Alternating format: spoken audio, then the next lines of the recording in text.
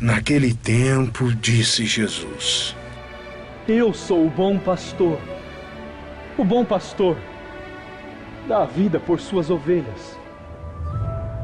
O mercenário, a quem não pertencem as ovelhas, quando vê o lobo chegar, abandona as ovelhas e sai correndo.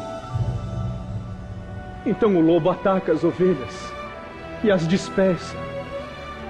O mercenário foge, porque trabalha só por dinheiro e não se importa com as ovelhas. Eu sou o bom pastor. Conheço as minhas ovelhas e elas me conhecem, assim como o Pai me conhece. E eu conheço o Pai. Eu dou a vida por minhas ovelhas. Também tenho outras ovelhas que não são deste curral. Também a elas eu devo conduzir. E elas ouvirão a minha voz. E haverá um só rebanho e um só pastor. O Pai me ama. Tem o poder de dar a vida e tem o poder de retomá-la. Esse é o mandamento que eu recebi do meu Pai.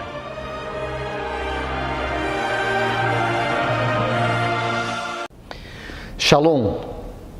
É a festa do Bom Pastor, dia de oração por aqueles que são constituídos ministros, quer dizer, aqueles que servem, que são constituídos pastores, aqueles que cuidam. Dia de oração por aqueles que são chamados por Deus a serem servos no meio do povo. Dia de oração por todos os que são chamados a continuar a obra evangelizadora de Jesus. Dia de oração, dia de reflexão sobre o sentido da nossa vida, o para quê da nossa vida, o como devemos servir. Gostava que nos centrássemos na figura do pastor. No Evangelho, Jesus estabelece uma diferença entre ser pastor e ser mercenário. Quer dizer, aquele que se faz pastor em função do soldo, do salário, do lucro. O pastor põe o bem do rebanho em primeiro lugar, sendo capaz de expor a sua vida em função da vida do seu rebanho. O pastor cuida, está a serviço, preocupa-se pelo bem-estar de suas ovelhas. O mercenário, porque está ali em função dos seus interesses pessoais, jamais arriscará a sua vida. Não é pago para isso.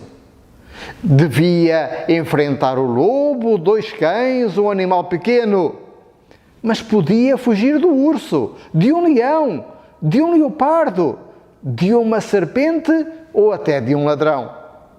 Quer dizer, o mercenário não tinha que arriscar a vida.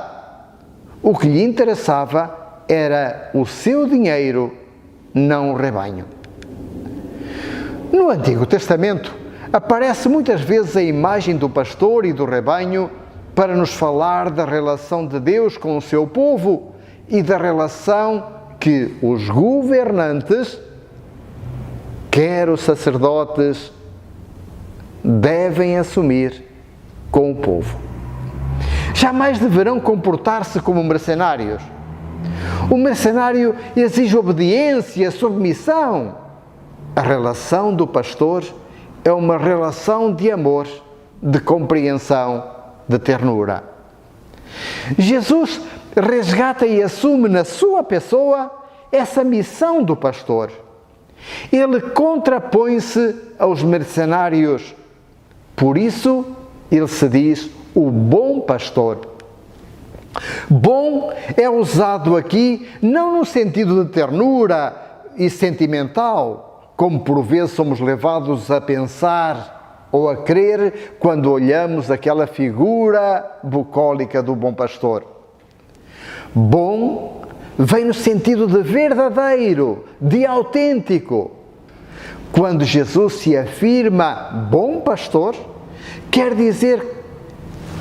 deixar claro que ele é um modelo de pastor. E quem responder ao seu chamado precisa de agir ao jeito dele.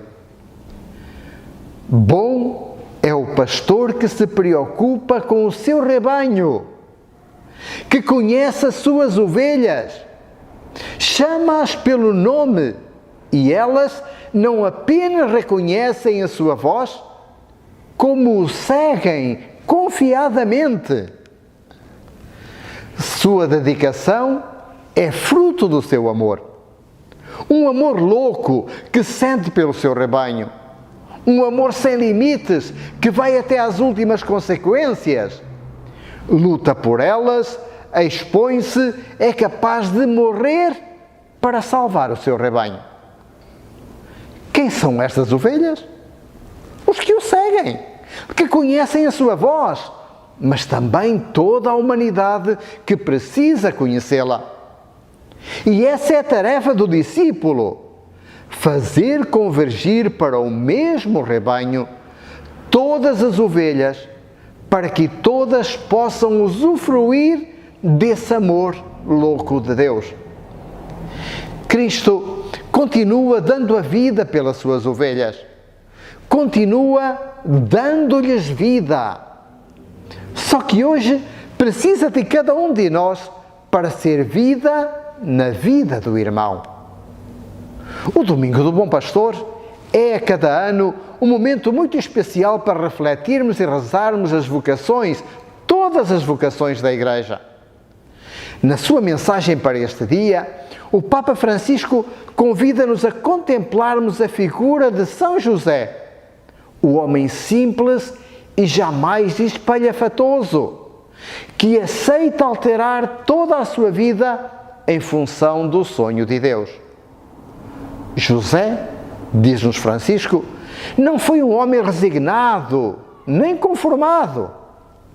Apenas se abandonou confiadamente à graça de Deus, pondo de parte os seus sonhos pessoais, os seus planos, a sua comodidade, para dizer sim à vontade de Deus.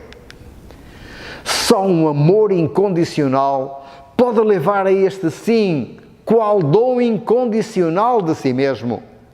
Não bastam pequenos sacrifícios e renúncias. A maturação destes, a maturação da vocação, vai até o dom incondicional de si mesmo. Toda a vocação verdadeira nasce da doação total. Não pode ser apenas fruto de um desejo, de um ideal, de um arrebatamento momentâneo.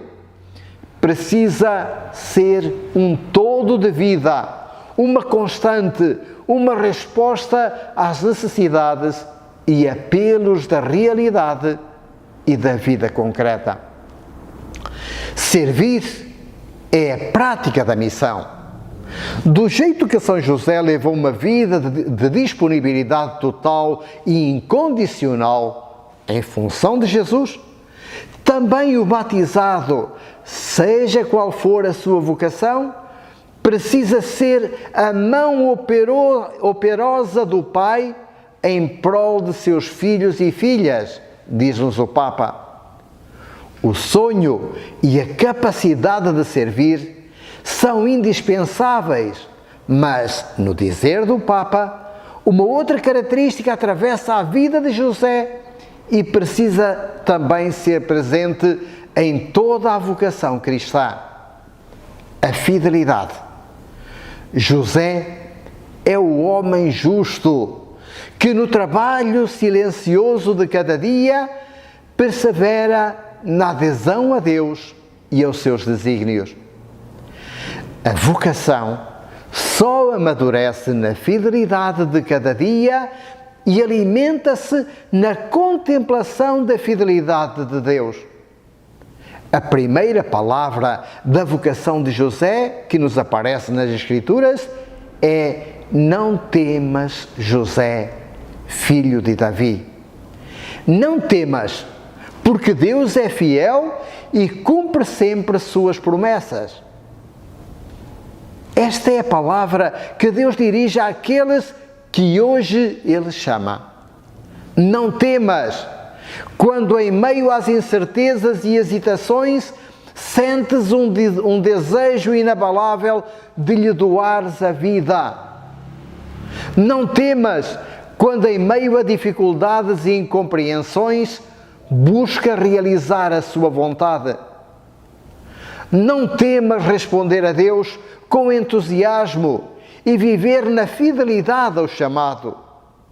Afinal, a fidelidade é o segredo da alegria, diz-nos o Papa Francisco.